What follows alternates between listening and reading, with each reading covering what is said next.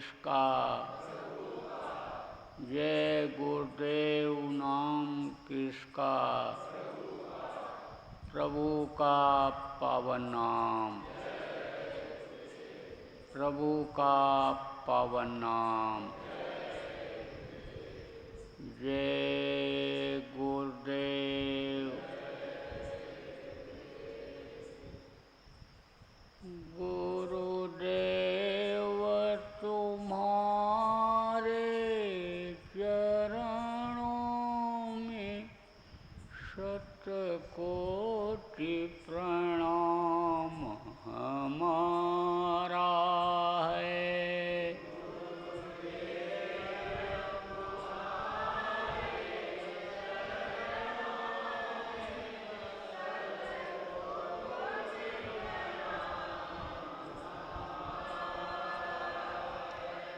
मेरी नैया पार लगा देना, कितनों को पार उतारा है। मेरी नैया पार लगा देना, कितनों को पार उतारा है। मैं बालक या बुद्ध तुम्हारा हूँ, तुम समर्थ पिता हमारे हो। मैं बालक या बुद्ध तुम्हारा हूँ, तुम समर्थ पिता मुझे अपनी गोद बिठा लेना, दाता लो भुजा पसारा है। मुझे अपनी गोद बिठा लेना, दाता लो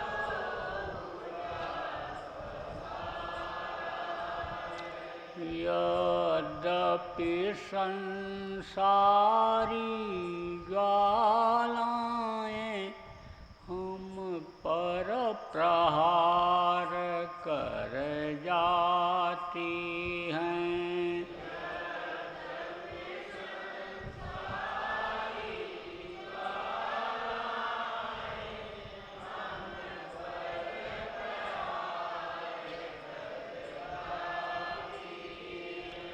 पर पर शीतल करती रहती है, तेरी शीतल अमृत धारा है। पर शीतल करती रहती है, तेरी शीतल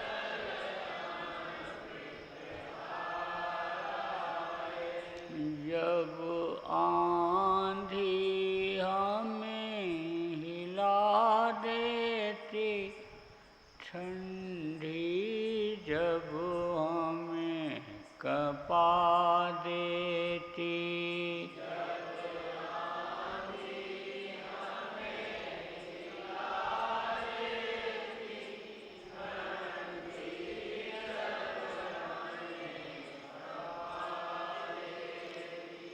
मुस्कान तुम्हारे अधरों की दे जाती बड़ा सहारा है। मुस्कान तुम्हारे अधरों की दे जाती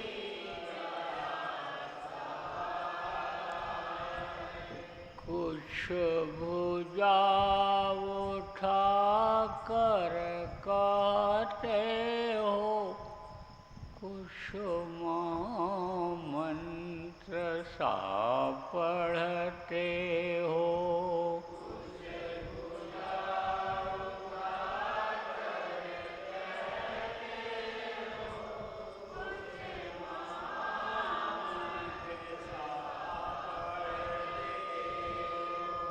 गद गद हो जाता हूँ स्वामी, मिल जाता बड़ा सहारा है।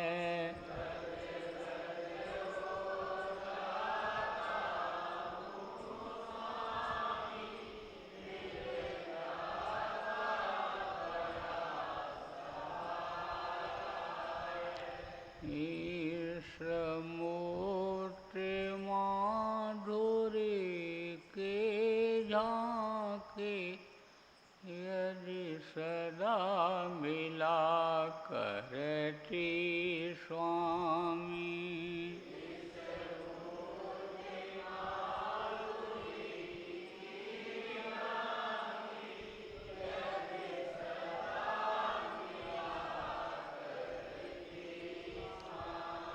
सौभाग्य समझते हम अपना, कौतूहलनाथ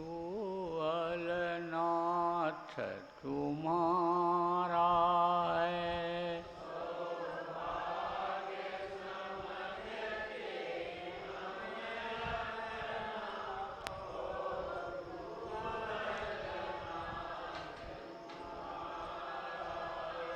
मैं बारंबार प्रणाम करूं, चरणों में शीश झुकाता हूँ।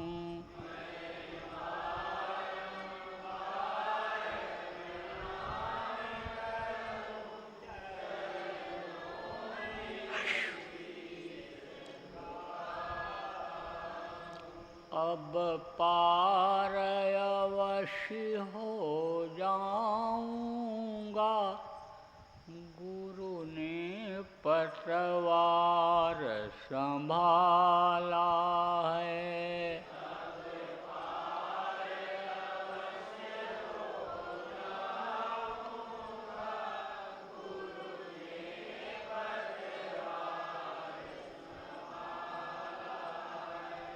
गुरुदेव तुम्हारे चरणों में शतकोटि प्रणाम हमारा है।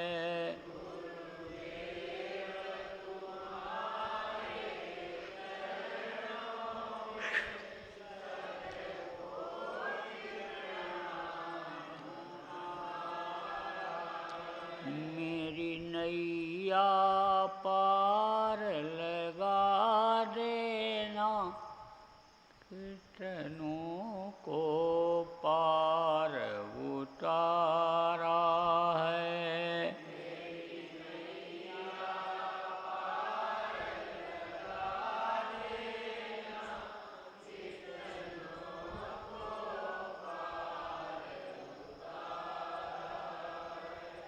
कितनों को पार उतारा है।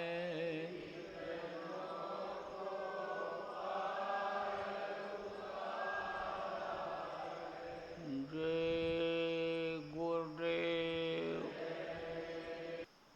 जय गुरुदेव, जय गुरुदेव, जय गुरुदेव, जय गुरुदेव नाम किसका, जय गुरुदेव नाम किसका, प्रभु का पावन नाम, प्रभु का पावन नाम। जय गुरुदेव।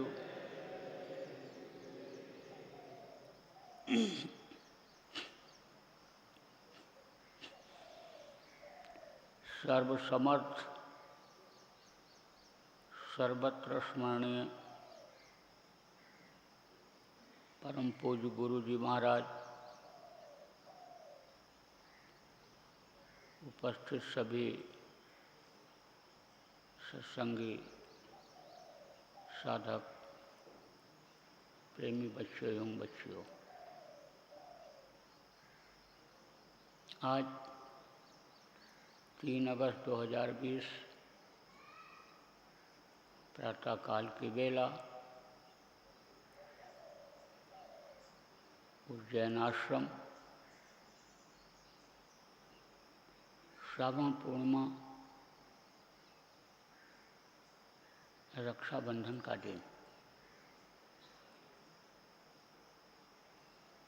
त्योहार के दिन अपने लोगों को एक दूसरे से मिलने का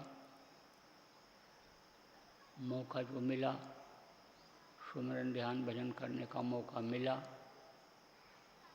इसमें उस मालिक की, गुरु महाराज की बहुत बड़ी दया माननी चाहिए। देखो, ये तीज त्यौहार ऋषि मुनि और महात्माओं ने बनाए थे। कुछ न कुछ मतलब हर तीज त्यौहार का रहा है, अमावस्या पूर्णिमा का रहा है, एकादशी व्रत रहने का, इतवार व्रत रहने का, मंगल का व्रत रहने का, गुरुवार का उपवास करने का, कुछ न कुछ मतलब रहा है और है भी। लेकिन जब कोई दवा समझ जाते हैं कैसे प्रयोग किया जाएगा तो तकलीफ दूर हो जाती है, मर्ज दूर हो जाता है। नहीं समझ पाते हैं तो दवा फ़ायदा नहीं करती है, कोई दवा नुकसान भी कर जाती है ना जानकारी में। ऐसे ही यानी इस तीज त्यौहार का मतलब न समझने से फ़ायदा लोगों को नहीं मिल पा रहा है और इसकी रूपरेखा बदलते लोग चले जा रहे हैं। हाथ में धागा बंधवा लिया, बहन के हाथ से मिठाई खा लिया, बहन को भेंट दक्षिणा दे दिया, पूरी मिठाई बनाया खाया, रिश्तेदारों को बुलाया, सैर सपाटा किया, त्यौहार निकाल दिया। तो मनुष्य के जीवन में कितने त्यौहार आते हैं और निकल जाते हैं और त्यौहारों का लाभ फायदा नहीं मिल पाता है क्योंकि इसको समझ नहीं पाते। अब आज ही देखो, रक्षाबंधन का ये त्यौहार भारत में ही नहीं विदेशों में भी, जहाँ पर हिंदू धर्म के मानने वाले लोग हैं, सब मना रहे होंगे, लेकिन एक तरीके से नहीं, तरीका कुछ न कुछ जगह जगह बदल दिए होंगे और बदल देते हैं। आपको संत मत के हिसाब से समझना चाहिए कि यह रक्षाबंधन है क्या। मुख्य रूप से ये समझो कि रक्षाबंधन का मतलब ये होता है बंधन से रक्षा।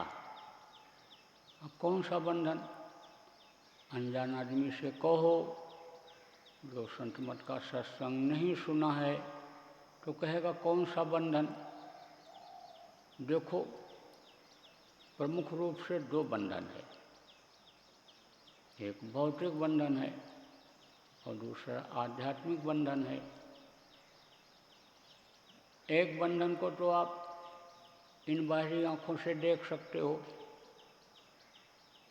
उसकी कई शाखाएं हैं, उसमें से कई जड़ें निकली हुई हैं, उनको आप देख सकते हो, अनुभव कर सकते हो।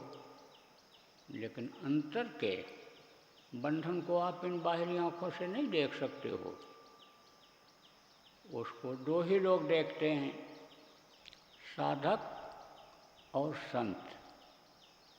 बाकी आम लोग उसको नहीं देख सकते हैं, लेकिन सुन तो सकते हो, समझ तो सकते हो। तो देखो, ये जो बाहर के बंधन आपको बाहरी आँखों से दिखाई पड़ते हैं, यह हैं मोटे बंधन, और अंदर में जो बंधन है इस स्थूल शरीर के छोड़ने के बाद जो अंदर में अनुबंध दिखाई पड़ते हैं वो हैं जीना बंधन। जीना बंधन किसको कहते हैं? पतला बंधन। तो कुछ ऐसी भी चीज़ है कि जिसको इन बाहरी आँखों से आप नहीं देख सकते हो। इसी ज़मीन के नीचे या इसी वातावरण में कुछ ऐसे भी कीड़े मकोड़े हैं कि जिनको इन बाहरी आँखों से आप देख नहीं पाते हो। ऐसे कीड़े, ऐसी चीज़ें हैं कि जो दिखाई नहीं पड़ती हैं। इसी तरह से वो बंधन इतना झीना है, इतना पतला है, जिसमें ये जीवात्मा बंधी हुई है, शरीर को चलाने वाली शक्ति बंधी हुई है कि उसको आप बाहरी आँखों से नहीं देख सकते हो, लेकिन दिव्य दृष्टि से देख सकते हो। तो दिव्य दृष्टि जब तक खुलेगी नहीं, तीसरी आँख, थर्ड आई जिसको कहा गया, खुलेगी नहीं, तब तक उस बंधन को नहीं देख सकते हो। लेकिन मोटे बंधन को आप देख सकते हो, समझ सकते हो, क्योंकि उसमें आप बंधे हुए हो। कोई कोई एहसास भी कर रहा है। तो मोटा बंधन कौन सा है? ये शरीर का बंधन, धन का बंधन, पुत्र परिवार का बंधन, मान प्रतिष्ठा का बंधन, ये बंधन है। बाहरी आँखों से देखने वाला, महसूस करने वाला इस शरीर से बंधन है। कहा ना, बंधे तुम गाढ़े बंधन आन, पहला बंधन पड़ा देह का, दूसरा चिड़िया जान, तीसर बंधन पुत्र विचारो, चौथा नाती मान। और नाती के कहो नाती होवे, वह को कौन ठिकान, धन संपत्ति और हाथ हवेली, यह बंधन क्या करूं बखान। शौलड़ पचलड़ सतरड़ रसरी, बांध दिया तो है बहुविध तान, और मरे बिना तुम छूटो नहीं, जीते जी धर सुनो न कान। देखो ये शरीर आपको मिला, इसके अंदर जीवात्मा बंद है। स्थूल शरीर जिसको कहा गया उसमें जीवात्मा बंद है। अब इस शरीर को चलाने के लिए आपको रोटी पानी का इंतजाम करना पड़ेगा। नहीं करोगे कैसे खाओगे? आपको इसकी सर सफाई करनी पड़ेगी। गर्मी ठंडी से बचने के लिए मकान बनाना पड़ेगा, कपड़ा पहनना पड़ेगा, बरसात से बचने के लिए छाता लेना पड़ेगा। तो ये क्या है? ये बंधन है। आप ये समझो कि औरत आ गई, अब उसका भी ध्यान रखना है। कहीं भी जाओ चिंता लगी रहेगी, घर में राशन है कि नहीं है, पानी की भी व्यवस्था कैसे हुई होगी, कहाँ से साग सब्जी अन्य चीज़ों की व्यवस्था होगी। आप ये समझो फिक्र बनी रहेगी, क्योंकि दायित्व बनता है। जोड़ दिए गए हो, बांध दिए गए हो गृहस्थ आश्रम में, तो उसकी भी चिंता करनी है। बच्चा पैदा हो गया, अब उसका भी ख्याल रखना है। आप बंधन है कि सुबह उठे, उसको तैयार कराओ, स्कूल छोड़ने के लिए जाओ, शाम को फिर लेने के लिए जाओ, इधर उधर न चला जाए, समझाते रहो, पढ़ाते रहो, सुबह शाम होमवर्क जो टीचर ने दिया है कराते रहो। इस वक्त पर ऑनलाइन पढ़ाई हो रही बच्चों की, तो बच्चे ऑनलाइन पढ़ाई कर रहे नहीं कर रहे, कहीं कंप्यूटर लेकर आप के सामने तो बैठ कर के पढ़ाई कर रहे हैं, लेकिन वो सिनेमा देख रहे हैं, पिक्चर देख रहे हैं, नंगी तस्वीरें देख रहे हैं। तो इसका भी ध्यान रखना जरूरी है। तो भी एक बंधन है। बंधन जब रहता है तो आदमी आज़ाद नहीं रहता है। बंधन जब रहता है स्वतंत्र मस्तिष्क नहीं रहता है। चिंता रहती है, फिक्र रहता है बंधन में। दफ्तर जाना है, ड्यूटी करनी है, यानी पढ़ाने के लिए जाना है, वकालत करने के लिए जाना है, मरीज को देखने के लिए जाना है, कोर्ट कचहरी में यानी फैसला देने के लिए, मुकदमा देखने के लिए जाना है। एक बंधन है। तो उसमें आज़ादी नहीं रहती है। अब आप समझो लड़का हो गया, अब उसके लिए भी समय निकालना है इसी 24 घंटे में से, और लड़के के लड़का हो गया तो मोह सकल व्याधिन कर मूला। आदमी तो ये सोचता है कि अपने पैर पर खड़े हो जाएंगे और ये करने लग जाएंगे, हम फ्री हो जाएंगे। जैसे चौथेपन में बुढ़ापा आते आते लोग जंगलों में चले जाते थे गृहस्थ आश्रम को छोड़ करके, तपस्या करने के लिए, पूजा पाठ करने के लिए, साधना करने के लिए चले जाते थे। ऐसे हम भी चले जाएंगे, लेकिन मोह इतना जकड़ लेता है कि आदमी निकल नहीं पाता है। सोचता तो है कि ऐसा करेंगे, लेकिन कर नहीं पाता है, क्योंकि जकड़ है ना। बंधन अगर हो तो ढीला हो और ढीले बंधन में आगे बढ़ जाए आदमी, लेकिन जब जकड़ हो जाती है तो निकल नहीं पाता है। तो कहा कि अन्य समझो कि चौथा बंधन नाती को समझो, और नाती के कहूँ नाती हो गए।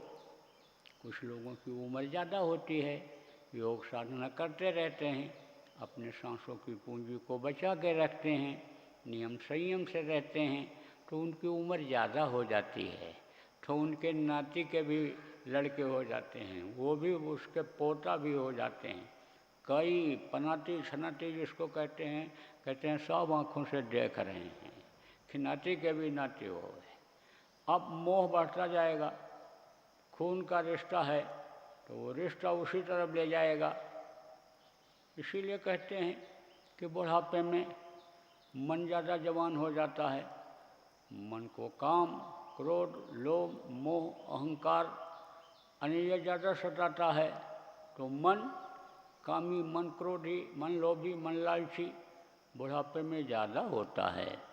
अब माइनस पॉइंट जिसको कहते हैं, कमी जिसको कहते हैं, क्या रहती है?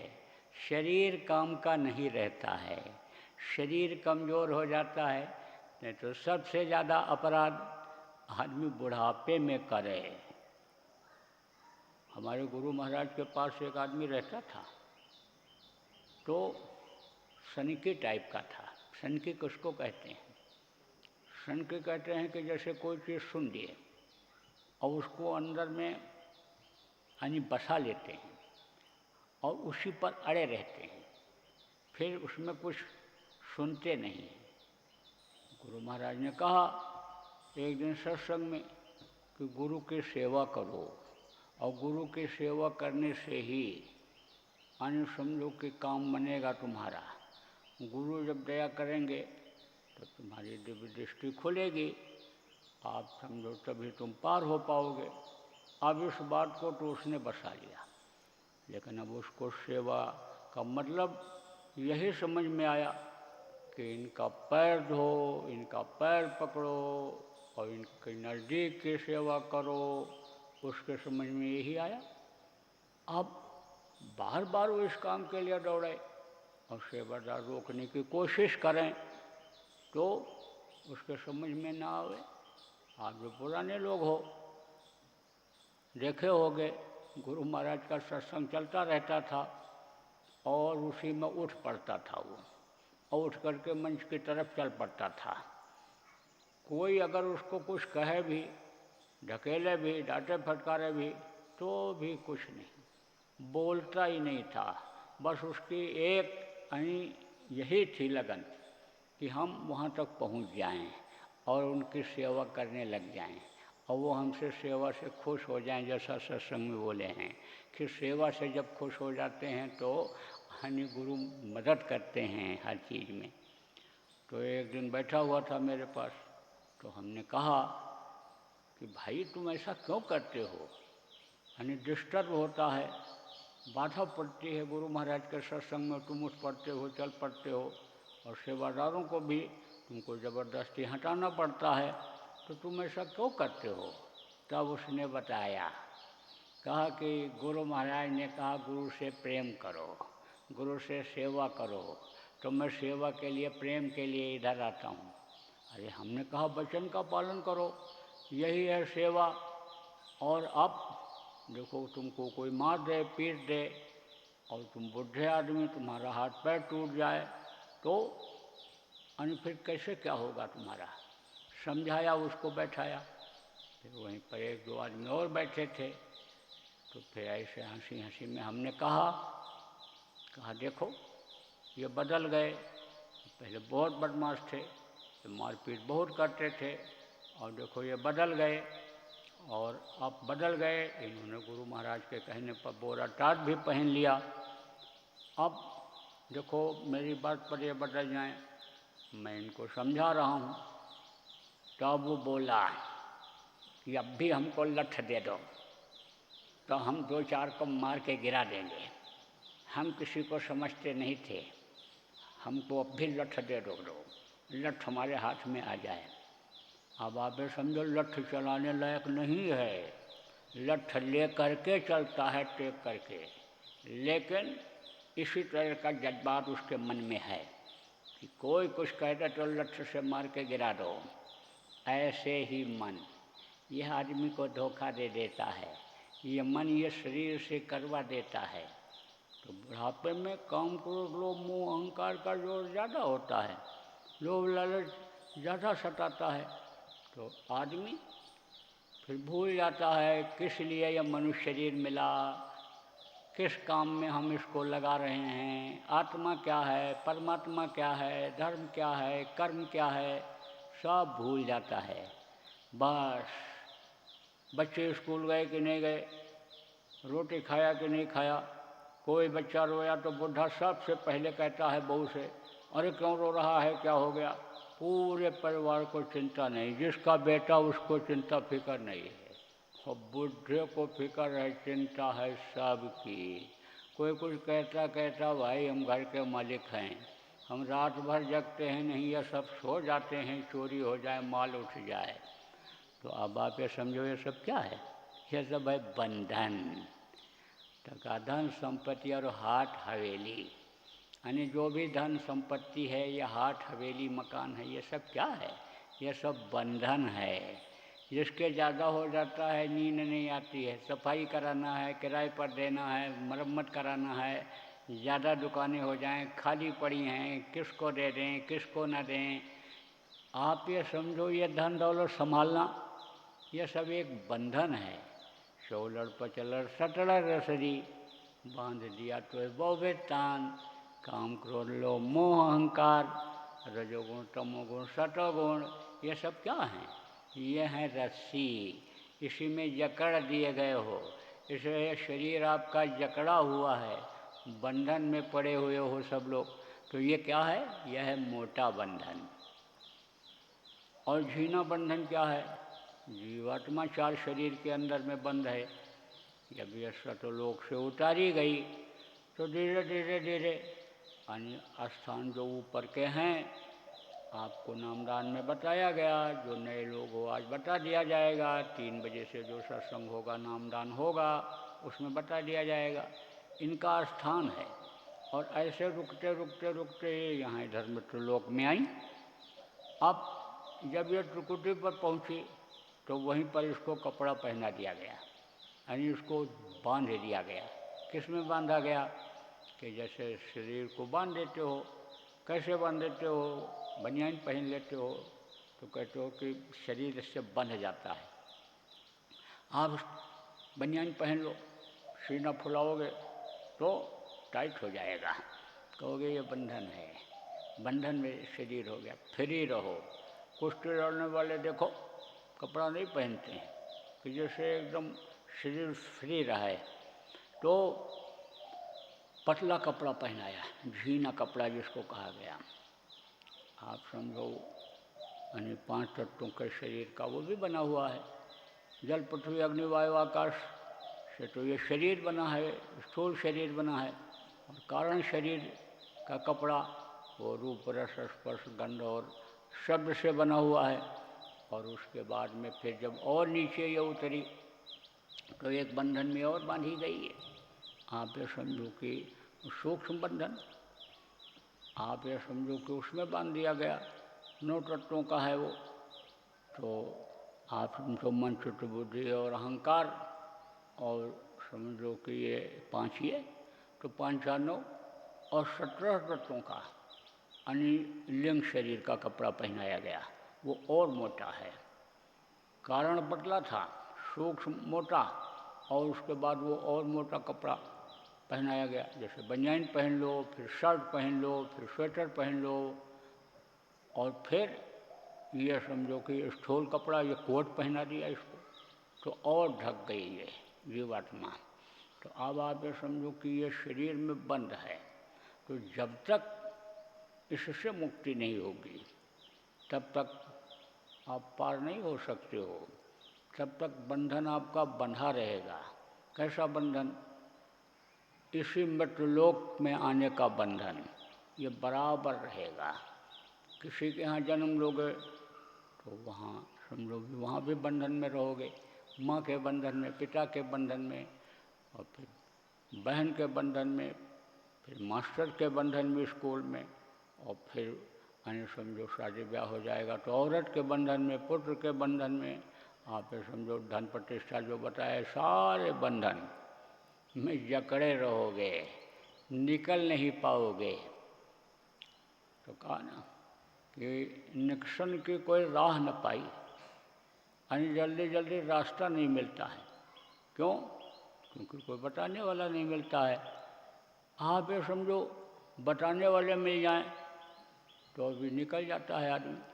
कोई जेल में बंद हो गया, अब कोई कानून बताने वाला मिल गया कि ये रास्ता है निकलने का, दरख्वास्त दे दो, एप्लीकेशन दे दो, यानी समझ लो कि मुकदमा कायम कर दो, जमानत की दरख्वास्त दे दो, तो जमानत मंजूर हो जाएगी और जेल से बाहर निकल आओगे। और अगर नहीं मालूम हुआ, नहीं दरख्वास्त दिया, नहीं इच्छा पैदा किया, तो जेल में पड़े सड़ते रहो। तो यानी निकलने का राह है। जिसने बंधन बनाया उसने छुटकारे का भी रास्ता निकाल दिया। जैसे पैजामा पहनते हो तो नाड़ा बांधते हो, अब नाड़ा को खोलने का भी यानी तरीका होता है। तो जो पहनना सिखाता है पैजामा, चाहे परिवार का आदमी हो, पिता हो या माता हो, तो वही खोलना भी सिखा देते हैं कि देखो ये 2 तरह की रस्सी है, ये छोटी रस्सी जब खींचोगे तो खुल जाएगा, बड़ी रस्सी खींचोगे तो और टाइट हो जाएगा। इस तरह से यानी समझो कि गांठ लगाना बता देते हैं। ऐसे ही यानी समझ लो खोलने का रास्ता बताते हैं, निकलने का रास्ता बताते हैं, बंधन से मुक्त होने का रास्ता बताते हैं। उनको गुरु कहा जाता है, समर्थ गुरु उनको कहा जाता है। किसी ने मुर्शिद कामिल कहा, किसी ने वाहे गुरु कहा, समर्थ गुरु कहा, किसी ने संत सदगुरु कहा।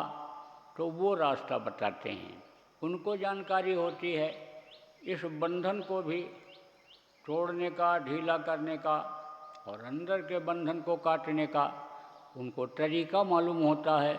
तो दोनों बंधन संत कटवाते हैं, संत गुरु दोनों बंधन कटवाते हैं। अब प्रेमियों बंधन भी इस समय पर नहीं काटा जा सकता है, क्योंकि इस समय पर कलयुग है। कलयुग की व्यवस्था ही ऐसी बन गई कि बंधन को काटा नहीं जा सकता है, लेकिन बंधन को ढीला किया जा सकता है। क्यों? इसलिए कि ढीला जब हो जाएगा तो भी तो कुछ दूर तक जा पाएगा। जैसे किसी के बैल में, किसी के बैल के, किसी के गाय के, यानी आप गले में रस्सी बांध दो, अपने ही घर में पाले हुए बैल या गाय के गले में रस्सी बांध दो। अब छोटी रस्सी बांधोगे तो ज़्यादा दूर तक नहीं जा पाएगा, ढीली कर दोगे तो ज़्यादा दूर तक चला जाएगा, टाइट कर दोगे तो एकदम ऐसे वहीं खड़ा रहेगा। अब ढीला कर दोगे तो नहीं भी चारा दोगे तो जाएगा थोड़ी दूर तक, चारा खा के चला आएगा, कुछ तो पेट में जाएगा। आप ये समझो कि एकदम से न छूटे, नहीं छोड़ने का हो तो ढीला कर दो तो खा लेगा। ऐसे ही यानी समझ लो कि ये गृहस्थी और ये यानी समझ लो कि धनपुत्र परिवार न भी छोड़ो, लेकिन इसको ढीला कर दो। ज़्यादा देर के लिए इस समय ढीला भी नहीं किया जा सकता है। क्यों नहीं ढीला किया जा सकता है?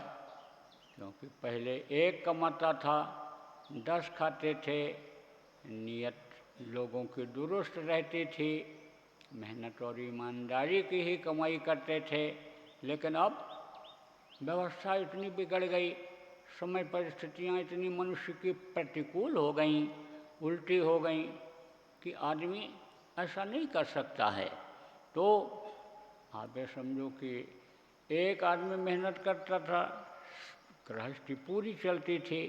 अब परिवार के सब लोग कमाते हैं तो भी समझो कि हाय हत्या लगी रहती है, बरकत नहीं मिलती है, बरकत ख़त्म हो गई। तो अभी अगर ये कह दिया जाए कि एकदम से गृहस्थी को छोड़ दो तो बच्चे भूखों मरने लग जाएंगे। कहोगे भाई कोई धन नहीं रहेगा, मकान नहीं बन पाएगा, कपड़ा साफ नहीं पहनेंगे, बच्चों को अगर फीस नहीं देंगे, नहीं पढ़ाई लिखाएंगे, नालायक निकल जाएंगे, और अगर ये धन संपत्ति नहीं बनाएंगे, शादी ब्याह ठीक से नहीं होगा, तो करना ही पड़ता है आदमी को। लेकिन ढीला तो बंधन किया ही जा सकता है। भाई 24 घंटे का समय आपके पास है तो कम से कम 2 घंटा उसमें से निकाल करके इस बंधन से ढीला हो करके और अपने आत्मा के लिए काम कर लो, अपने अंदर के बंधन को काट लो। क्योंकि अंदर का बंधन जब तक नहीं कटेगा तब तक जीवात्मा का कल्याण नहीं होगा, लौट लौट 84 आना पड़ेगा। आप देखो जो लोग बाहर निकल गए घर छोड़ करके, सारे बंधन जिन्होंने तोड़ दिया, लेकिन वो लोग भी फंस गए, वो लोग भी अटके हुए हैं, उनको भी लौट करके आना पड़ गया। ऋषि मुनि जिनको कहते हैं, तपस्या करने वाले लोग वापस फिर मृत्युलोक में आए, अभी रास्ते में अटके हुए हैं। कई सिद्ध जिनके नाम पर आज बहुत से लोग रोटी खा रहे हैं, जिनका नाम ले करके लोगों को विश्वास के साथ फायदा दिला रहे हैं, विश्वास फलदायकम जिसको कहा गया, वो लोग भी अटके हुए हैं, आगे नहीं बढ़ पा रहे हैं।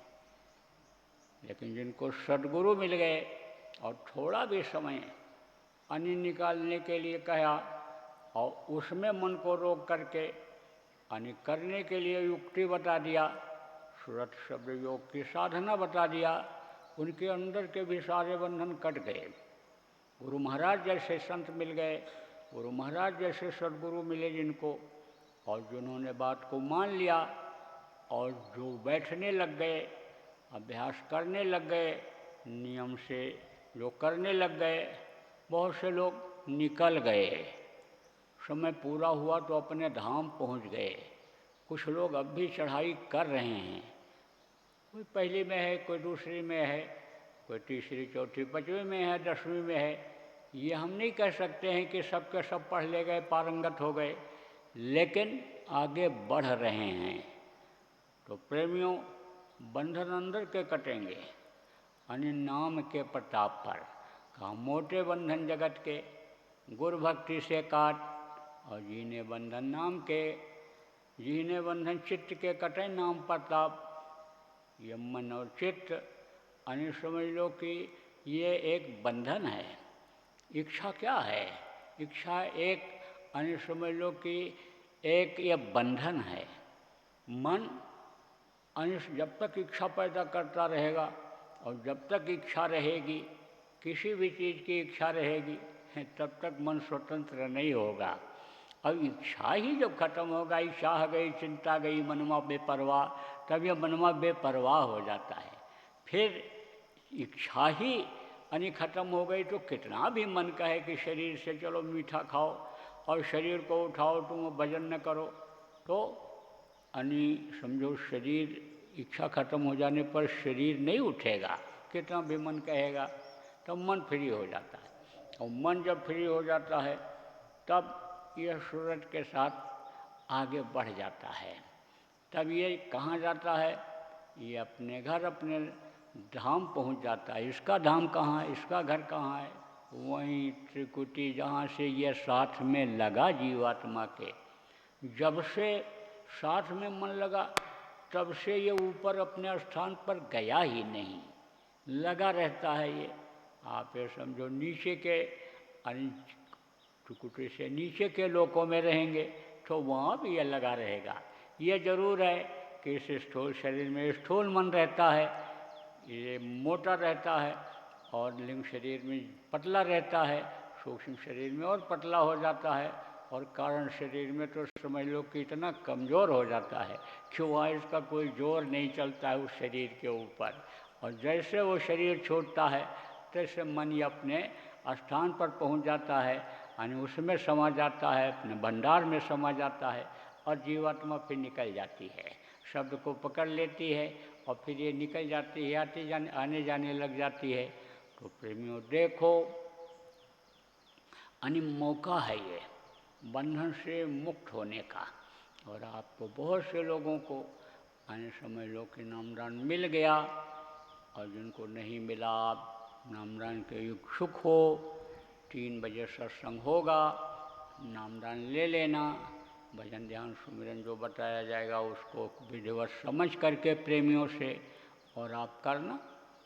और आज के दिन आप जो आप यहाँ पर मौजूद नहीं हो, लेकिन मान लो आवाज़ को सुन रहे हो, या इस सत्संग को बाद में आप देखोगे यूट्यूब पर, वेबसाइट पर ये लोग डालते हैं, तो आप जितने भी प्रेमी हो, सब लोग जितने भी नामदानी हो, चाहे नए हो चाहे पुराने हो, सब लोग आज संकल्प बनाओ कि हम बंधन से मुक्त होंगे।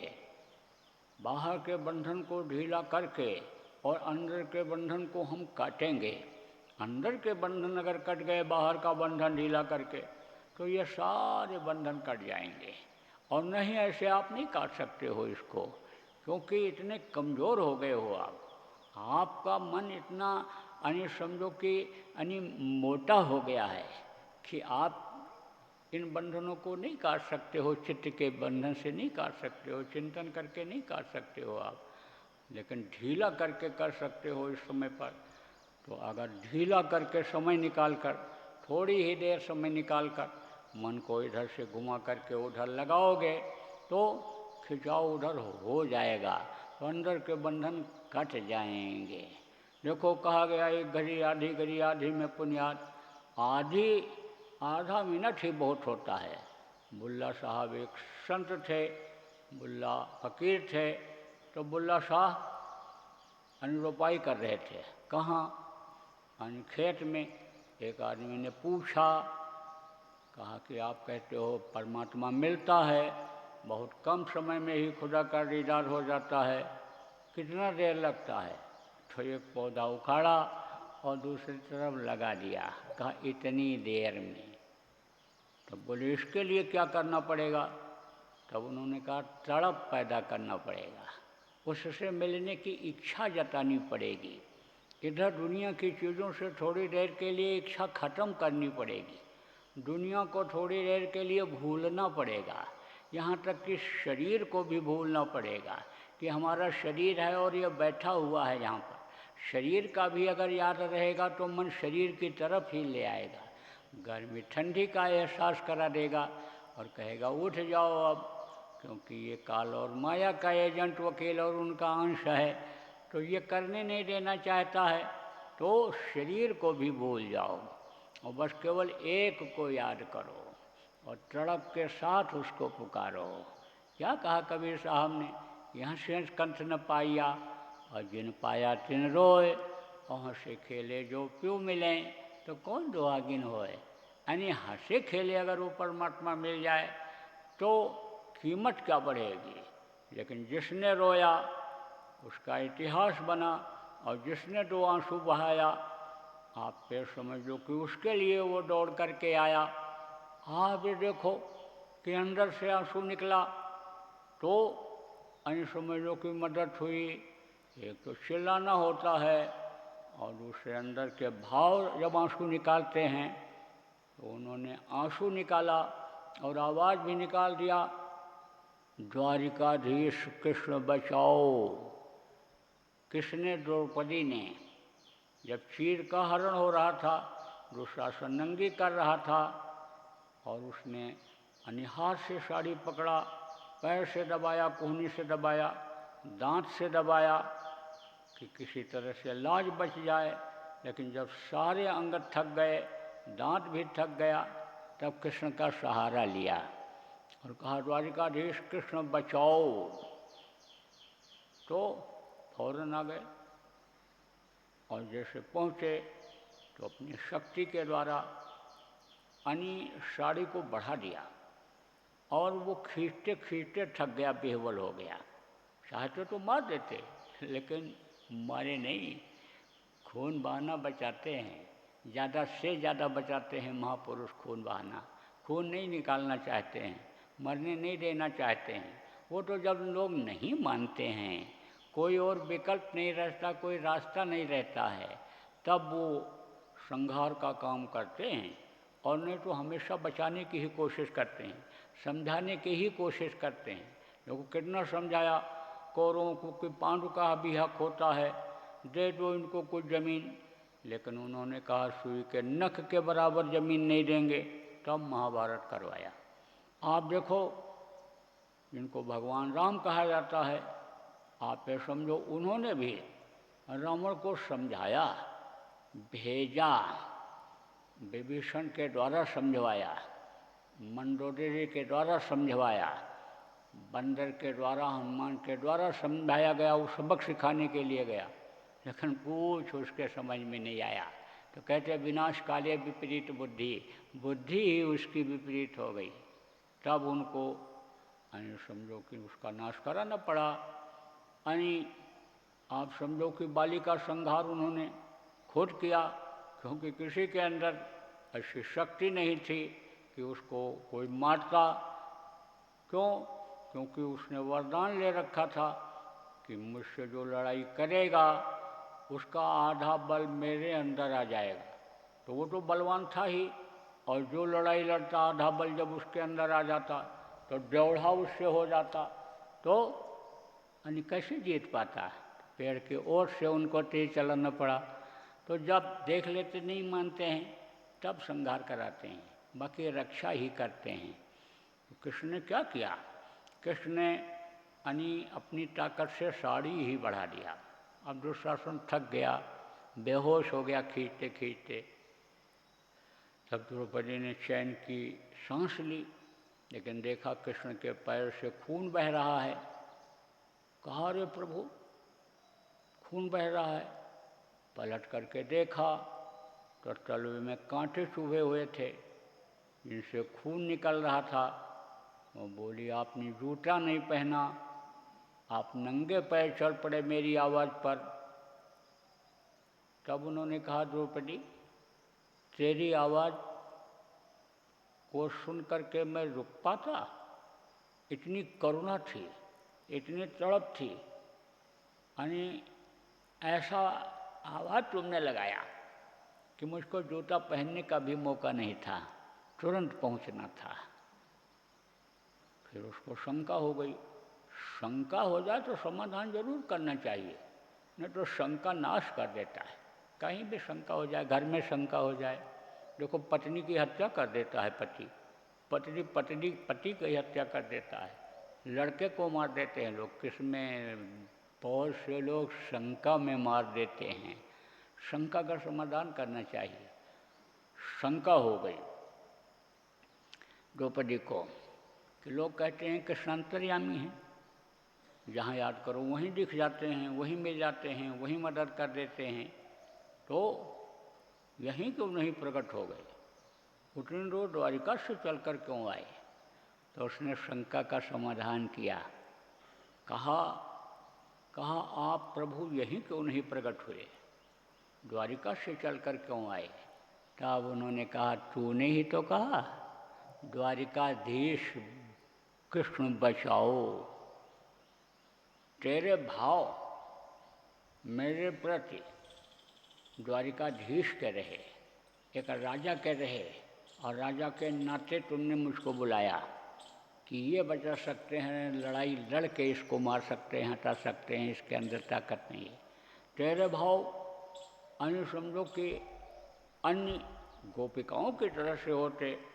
जैसे गोपिकाएं अन्य जो तड़प लगाती थीं, जब याद करती थीं तो अंतर में अन्य सबको दर्शन होता था।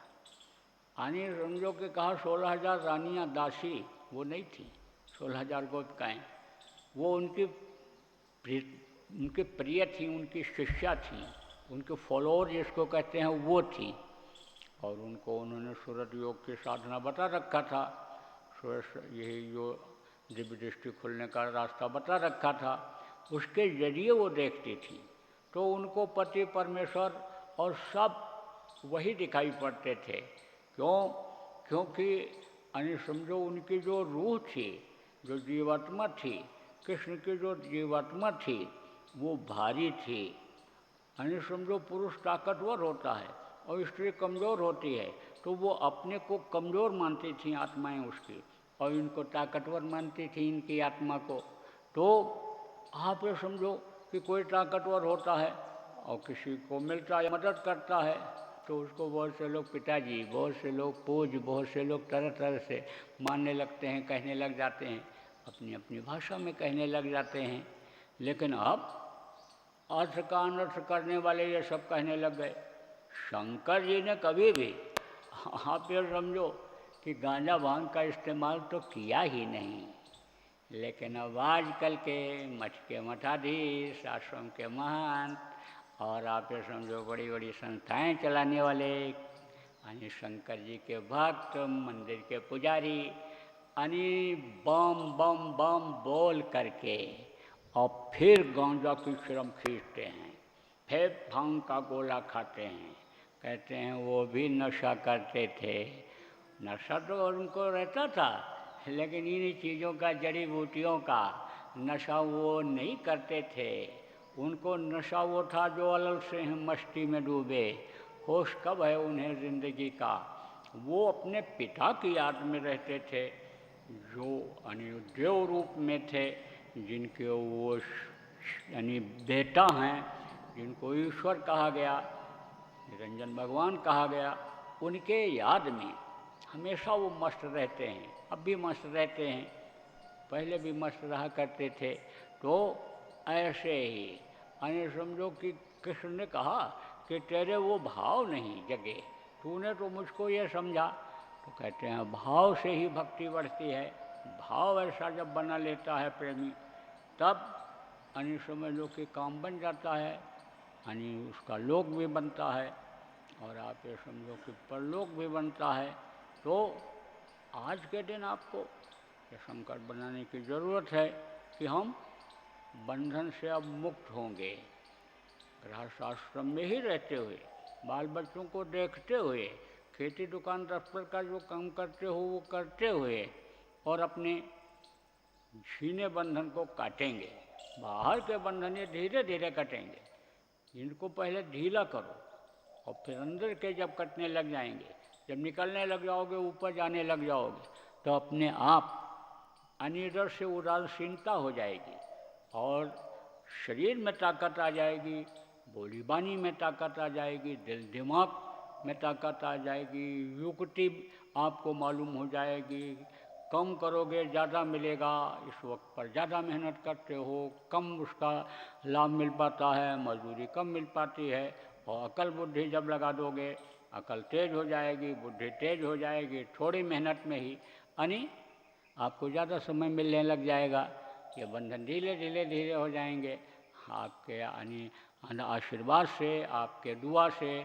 परिवार वाले जब आपके शरीर की सेवा करेंगे तो उनका भी दिल दिमाग बुद्धि तेज हो जाएगी, आपका कहना बच्चे मानने लगेंगे। नामदान तो आप दिला देते हो, भजन ध्यान के लिए कहते हो, नहीं करते हैं, लेकिन जब वचन में ताकत आ जाएगी, जब वजन हो जाएगा, वजनी आवाज़ अलग होती है, वजन बातों में ही रहता है। लड़के से कह दो कि उठ जा नामधुनी बोल, चल बैठ जा, तब नहीं बैठेगा। अरे उठ, चल बैठ, नामधुनी बैठ, तो बैठ जाता है। तो वो आवाज़ ऐसी हो जाती है, वजन हो जाता है, उसमें ताकत उसकी बढ़ जाती है उसी आवाज़ की, कि जिससे उसको पकड़ लेता है और करने लग जाता है। तो इस तरह से ये बंधन फिर कट भी जाएंगे। लेकिन अभी तो ढीला करो, अभी तो ढीले करना नहीं सीख पाए, ढीला करो और फिर उसके बाद में तब काटो। अब अगर आपसे कहते हैं बंधन काटो निकल जाओ, तब तो घर छोड़ के निकल जाओगे, तब खाओगे कहाँ? घर में जिस चीज़ की आवश्यकता की पूर्ति होती है वो बाहर कहाँ मिलेगी? घर में तो आपका सब संसाधन है, सुनने का, देखने का, नब्या जिब्या के स्वाद लेने का सब संसाधन है, बाहर कहाँ मिलेगा? फिर तो चुराओगे तो उसका पाप लगेगा, मरे जाओगे, शरीर की कुटाई होगी, जेल में बंद किए जाओगे, गलत काम करोगे तो उसका अलग तुमको सज़ा मिलेगी। तो ऐसा काम नहीं, ऐसा नहीं बता रहा हूँ, आज के दिन आपको ये बता रहा हूँ क्योंकि ये सब सरल करना पड़ रहा है। गुरु महाराज जब नामदान दिए थे, लोगों को देना शुरू किए थे, तो ये करारनामा भराते थे कि 3 घंटा हम बैठकर भजन करेंगे। अब 3 घंटा कोई बैठ ही नहीं सकता इस समय, शरीर कमज़ोर हो गया और आवश्यकताएं आदमी की बढ़ गईं और समस्याएं आ गई, नियम कानून में ढिलाई हो गई तो परेशानियां बढ़ गई लोगों की। तो धीरे धीरे धीरे धीरे ढीला करते गए। आप ये समझो, अब ढीला अगर नहीं किया जाएगा तो बड़ा मुश्किल हो पाएगा, बड़े मुश्किल से हो पाएगा। इसलिए भाई चलो आज के दिन हम आपको कहते हैं कि काटो ना ये बंधन बाहर का, लेकिन ढीला रखो। तो देखो प्रेमियों, कल मैंने कहा था राम मंदिर के बारे में।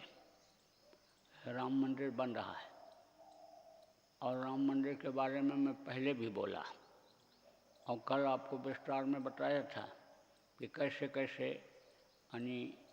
वो बाबा आया था और महात्मा के पास गया था, महात्मा के ऊपर विश्वास हुआ था और उनके समझो कि खुशी में उनके ऊपर खुश होकर के और उसने वहाँ पर एक मंदिर टाइप का बना दिया था जिसमें वो रहते थे, बहुत दिन तक रहे, उसी में भजन पूजन भी करते रहे। और वो उस वक्त पर जो वो आकार था, चाहे मंदिर का हो चाहे मस्जिद का हो, प्रायः एक ही तरह का होता था। तो उसमें लोगों को जब भ्रम हुआ तो हिंदू मंदिर कहने लगे, मुसलमान बोले नहीं मस्जिद थी ये मस्जिद है। तो झगड़ा था, बहुत दिन तक चला। कोर्ट ने फैसला कर दिया और आप ये समझो कि अब मंदिर का नींव पड़ने जा रहा है, शिलान्यास जिसको कहते हैं वो होने जा रहा है परसों 5 तारीख को। तो यह बन जाए मंदिर और वहाँ पर लोगों को लाभ मिलने लग जाए, उसके लिए मैंने पहले भी अपील की थी, कल भी किया था, आज भी कर रहा हूँ कि उस मंदिर को जो लोग बनाने वाले हैं, जो उसके इंतजाम करने वाले हैं, चाहे ट्रस्टी हों, चाहे समझो राजनेता हों जिनके हाथ में पावर है, शक्ति है, चाहे बड़े अधिकारी हों, सब लोगों को ये चाहिए कि शाकाहारी लोगों के द्वारा ही पूजन करवाएं, शाकाहारी लोगों को ही उसमें शरीक करें, नशा मुक्त लोगों के द्वारा ही वो काम करावें और मेहनत ईमानदारी का पैसा शाकाहारी नशा मुक्त लोगों का ही उसमें लगे कि जिससे वो मर्यादा बनी रह जाए, स्थान का महत्व बना रह जाए और उस स्थान से लोगों को लाभ मिलने लग जाए। उसके लिए मैंने अपील की थी, मुसलमान भाइयों से भी अपील की थी, अब भी कर रहा हूँ कि मंदिर को आप बन जाने दो, उसमें किसी भी तरह की बाधा मत डालो। जितने भी भारत के मुसलमान हो, आप सब लोग उसमें किसी भी तरह की बाधा मत डालो और कोई भी अगल बगल का देश का अन्य समय लोग कि भारत देश के लिए नियत खराब करने वाला भी हो तो अपने स्तर से उसको समझाओ और आप संभालने की कोशिश करो कि आस्था जिससे लोगों की जुड़ी हुई है ऐसे अपने हिंदू भाइयों का मंदिर बन जाए। और हिंदू भाइयों को भी चाहिए कि जब यह मस्जिद की जगह मिली है जहाँ पर बनाने लगें तो यह भी उसमें कोई बाधा न डालें। आप ये समझो कि वाक युद्ध बंद करो, वाक युद्ध किसको कहते हैं? ज़ुबान की लड़ाई। और ज़ुबान की जो लड़ाई होती है वो बड़ी खतरनाक होती है। आप ये समझो कि बातें जो अंदर पहुंचती हैं जगह बना लेती हैं, जख्म अंदर हो जाता है। बाहर से कोई किसी को एक थप्पड़ मार दिया तो जब तक दर्द रहेगा याद रहेगा, और नहीं तो फिर वो भूल जाता है। लेकिन बात जो अंदर में जख्म बना लेता है वो समझ लो जल्दी नहीं भूलता है, और वो बार बार दिमाग में आता रहता है। तो ये जुबानी जंग बंद करो, समझो वाक युद्ध जिसको कहते हैं ये बंद करो। देखो अयोध्या का नाम अयोध्या क्यों पड़ा? आ माने जहाँ नहीं, जैसे कहते असहाय, ये सहाय नहीं है, ये चल फिर नहीं सकते हैं, इनका धन नहीं है, असहाय लगाते आ लगाते हैं। तो युद्ध अयोध्या, यहाँ युद्ध हुआ ही नहीं। तो अब अयोध्या के लिए चाहे मंदिर हो चाहे मस्जिद हो, न तो कोई वाक युद्ध हो यानी जुबानी लड़ाई हो, और न कोई ऐसा जंग हो कि जिसमें खून बहे, जिसमें ये मानो मंदिर गिरे, जिसमें ये जिस्मानी मस्जिद ढहे। ऐसा कोई काम मत करो। मस्जिद बने तो सहयोग कर दो, मंदिर बने तो सहयोग कर दो।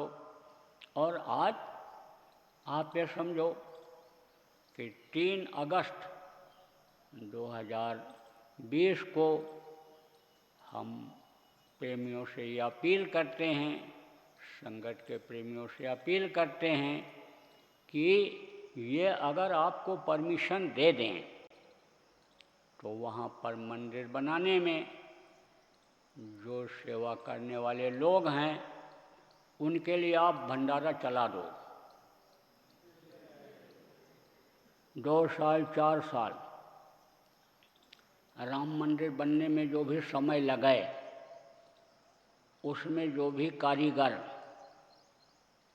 चाहे वो राज मिस्त्री हों, चाहे वो बढ़ई का काम करने वाले मिस्त्री हों, चाहे लोहा का काम करने वाले मिस्त्री हों, चाहे उनके हेल्पर हों, चाहे ये ईंटा गारा ढोने वाले हों, पत्थर ढोने वाले हों, पत्थर की कटिंग करने वाले हों, जितने भी लोग उसमें हों, चाहे वो दफ्तर में काम करने वाले बाबू हों, चपरासी का काम करने वाले अधिकारी हों, इंजीनियर हों, मैनेजर हों, यानी जितने भी हों, उनके दोनों समय भोजन की व्यवस्था प्रेमियों आप करो, और भोजन भंडारा वहाँ बराबर चलाओ। और दरख्वास्त आज ही दे दो उनको। अगर वो मंजूरी दे देते हैं तो उसकी शुरुआत कर दो। आप ये वहाँ के अगल बगल के 3-4 जिला के लोग आप चले जाओ जो जिम्मेदार हो, और आप दरख्वास्त दे दो और परमिशन ले लो, और जैसा वो बताऊँ उसकी शुरुआत कर दो। बाकी तो पूरी संगत देश की आपके साथ है, लेकिन आप लोग समझो मिल करके, और अगर ये परमिशन देते हैं तो इनको आप आश्वासन दो कि हम अपने गुरु की दया ले करके और हम इसको चलाना चाहते हैं, अपनी कुवत भर पूरा निभाएंगे और हम चलाएंगे। और यह भी प्रेमियों कह दो कि हम इसमें मेहनत और ईमानदारी का लगाएंगे, और मेहनत और ईमानदारी का अन्न जब वो लोग खाएंगे तब सच्चे मन से, सच्चे दिल से, होश हवास में वहाँ पर सेवा करेंगे, होश हवास में काम करेंगे। तब आप ये समझो कि मदिरा का मद नहीं रहेगा। उस समय पर सेवा का रहेगा, भक्ति का रहेगा। मदिरा पी करके जब कोई काम करता है, जानवरों का मांस खाकर जब काम करता है, तो उसका बुद्धि और दिल दिमाग उसी तरह का रहता है। लेकिन सच्चे भाव से, सच्चे हृदय से, भाव भक्ति में जब कोई काम करता है तो उसका परिणाम अच्छा निकलता है। तो आप प्रेमियों को ये कहा जा रहा है कि आप लोगों को अगर ये लोग परमिशन दे देते हैं, जो भी वहाँ के जिम्मेदार हैं, चाहे अधिकारी हों, चाहे ट्रस्ट के अध्यक्ष हों, या जो भी हों, आप उनसे मिल लो, उनको अपना दरख्वास्त दे दो। अगर वो मंजूरी दे देते हैं तो भंडारा चलाना शुरू कर दो, भोजन खिलाना शुरू कर दो। जितने भी लोग उसमें सेवा करें मंदिर निर्माण में, यानी उनको भोजन शुरू कर दो। और एक दरख्वास्त, आप जो लोग मस्जिद बनाने की तैयारी कर रहे हैं, अयोध्या में मस्जिद की भी जगह सरकार ने दी है, और वो लोग भी मस्जिद बनाने की तैयारी कर रहे हैं, इबादतगार बनाना चाहते हैं, उनको भी एक दरख्वास्त दे दो कि आप जब भी मस्जिद का निर्माण करो हमको खबर करो। हम अपनी मेहनत और ईमानदारी की कमाई से भंडारा यहाँ चलाएंगे। यहाँ भोजन हम इन लोगों को, उसमें काम करने वाले लोगों को कराएंगे। विश्वास दिला दो कि हम यानी पसीना बहा करके लाएंगे, खून बहा करके लाने वाला एक भी पैसा इसमें हम नहीं लगाएंगे, उसका शुद्ध अन्न खिलाएंगे कि जिससे तुम इबादत करो तो तुम्हारी इबादत वो अल्लाह ताला यानी समझ लो कि मंजूर कर ले और वो तुम पर रहमदिल हो जाए, तुमको रहमदिल बना दे, तुम रहमान बन जाओ, तुम्हारी नियत दुरुस्त हो जाए, तुम इबादती बन जाओ, तुम खुदा के नूर में अपने इस रूह को यानी जज्ब करने लग जाओ। उसकी जो आवाज़ 24 घंटे हो रही है वो तुम सुनने लग जाओ, क्योंकि जगह का असर होता है। कहते हैं भाई साफ सुथरी जगह पर यानी पूजा करो, साफ सुथरी जगह पर नमाज अदा करो, यानी साफ सुथरी जगह तो बना लेते हो लेकिन दिल नहीं साफ होता है, और दिल नहीं साफ होता है तो यानी समझो कहा दिल का हुजरा साफ कर राना के आने के लिए, और ख्याल गैरों का हटा उसको बिठाने के लिए, तो वो बैठता नहीं है। कहा ना कि जाम मुल्ला तेरा रोज पीना मस्तों का नहीं है करीना, और जो चढ़ती उतरती है मस्ती वो हकीकत की मस्ती नहीं है। शराब पी करके या गुरूर का नशा करके, और अगर आप इबादत करोगे तो मस्ती आएगी? कभी नहीं आएगी। ऐसी मस्ती को लाओ कि जो कभी उतरे ही नहीं, ता जिंदगी रहे। तो वो किसकी मस्ती होती है? उस साउंड की, उस आवाज़ की होती है जिसको अनाहत वेदवाणी कहा गया, आकाशवाणी कहा गया, जिसको खुदाई आवाज़ कहा गया, यानी वो है। तो वो मिलने लग जाए, यानी रूहानी इबादत होने लग जाए, जिस्मानी इबादत तक ही न रह जाओ आप। हम ये चाहते हैं।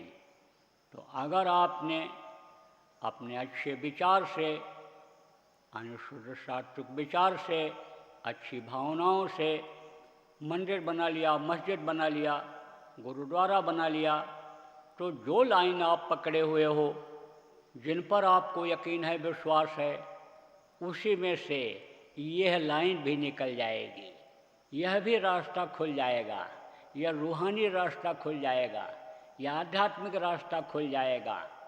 आपको रास्ता मिल जाएगा और रास्ते पर चलोगे, विश्वास हो जाएगा, तो विश्वास फलदायी हो जाएगा आपके लिए, आपका जीवन सार्थक हो जाएगा। जब वो अल्लाह ताला मिल जाएगा, पाक परवरदिगार मिल जाएगा, जब वो भगवान मिल जाएगा, खुदा मिल जाएगा जिसको कहते हो, सर्वशक्तिमान मिल जाएगा, जिसकी ये सारी खिलकत है, जिसकी सारी चीज़ें ये हैं, जो सबको देने वाला है, वो मिल जाएगा। तब सोचो किसी चीज़ की आपको कमी रह जाएगी? कभी भी नहीं रहेगी। फिर तो कहा जो इच्छा कीनी मनमाही, और हर प्रताप कह दुर्लभ नहीं। फिर यकीन करो, विश्वास करो, पापी पेट के लिए आपको गुनाह नहीं करना पड़ेगा। फिर तो जब ज़रूरत पड़ेगी जो चीज़ आपको मिल जाएगी, और जब तक इस दुनिया में रहोगे तब तक खुशहाल रहोगे, और जब समय पूरा हो जाएगा, सांसों की पूंजी खत्म हो जाएगी, तो अपने वतन, अपने मालिक, अपने घर पहुंच जाओगे, अपने पिता के पास, पति जिसको कहा गया, जिसको भगवान कहा गया, जिसको यानी हक कहा गया, उसके पास पहुंच जाओगे, तो जीवन सफल हो जाएगा। तो हमारी ये प्रार्थना है, हमारी ये अपील है कि आप इस भारत देश में रहते हो, यहाँ का अन्न खाते हो, एक साथ दुख सुख में जब शामिल होते हो तो तिफरकेबाजी खत्म करो। तिफरकेबाजी का बीज अंकुरित होने ही न पावे, और जहाँ से भी वो निकल रहा है, तिफरकेबाजी का बीज अंकुरित हो रहा है, उसको वहीं ख़त्म कर दो, तोड़ दो। अच्छे लोग हैं, हर मजहब मानने वाले मजहब में अच्छे लोग हैं, और अच्छे लोग अगर चाह लें इस चीज़ को, तो ये चीज़ अभी ख़त्म हो जाए, तिफरकेबाजी ये ख़त्म हो जाए। अब इसके ख़त्म होने का वक्त आ गया, समय आ गया, और हमारी प्रार्थना, हमारी मिन्नत, हमारी गुजारिश पर अगर आपने ख्याल नहीं किया, ध्यान नहीं दिया, तो ये बात आज आपको और बता दे रहा हूँ। श्रावण पूर्णिमा के दिन, रक्षाबंधन के दिन, यानी समझो 3 जुलाई 2020 को फिर कुदरत माफ़ करने वाली नहीं है, यह भी आपको बता दे रहा हूँ। तो बोलो जय गुरुदेव, जय गुरुदेव, जय गुरुदेव, जय गुरुदेव, जय गुरुदेव, जय जय गुरुदेव।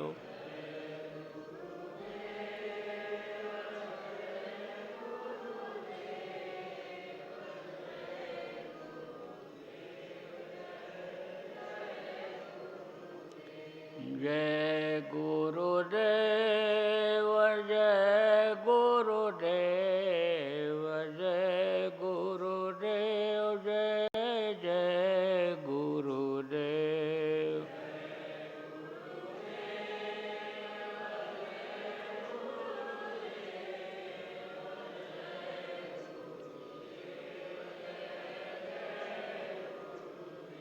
जय गुरुदेव, जय गुरुदेव, जय गुरुदेव, जय जय गुरुदेव।